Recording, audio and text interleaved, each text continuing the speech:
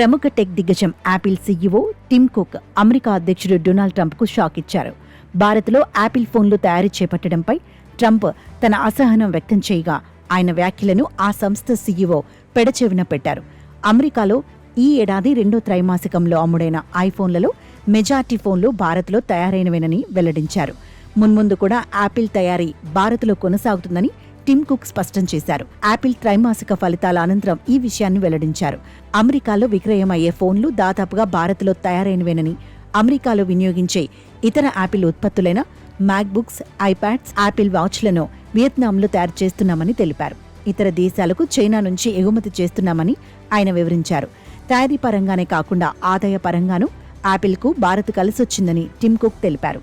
ఐఫోన్ల విక్రయం ద్వారా భారత్లో రికార్డ్ రెవెన్యూ వృద్ధి నమోదైందని వివరించారు. భారత్, పశ్చిమాసియా, దక్షిణాసియా, బ్రెజిల్లో రెండంకెల వృద్ధి నమోదు చేసినట్లు వెల్లడించారు. ప్రపంచవ్యాప్తంగా సగటున 10% వృద్ధి నమోదైందని పేర్కొన్నారు. అంతేకాదు, భారత్లో రిటైల్ విక్రయాలు పెంచేందుకు మరిన్ని ఫిజికల్ స్టోర్లు తెరవబోతున్నట్లు టిమ్ కుక్ వెల్లడించారు. అయితే భారత్లో ఐఫోన్ల తయారీని చేపట్టడాన్ని అమెరికా అధ్యక్షుడు ట్రంప్ తప్పుపట్టారు. మే నెలలో దోహా పర్యటన సందర్భంగా తన మనసులో మాటను బయటపెట్టారు. భారత్లో తయారీ చేపట్టడం తనకేమాత్రం ఇష్టం లేదంటూ టిమ్ కుక్ సమక్షంలోనే చెప్పారు. ఈ నిర్ణయంపై మరోసారి ఆలోచించుకోవాలని గతంలో యాపిల్ సంస్థకు ట్రంప్ వార్నింగ్ ఇచ్చారు. అమెరికాలో విక్రయించే యాపిల్ ఉత్పత్తులు స్థానికంగానే తయారు చేయాలన్నారు.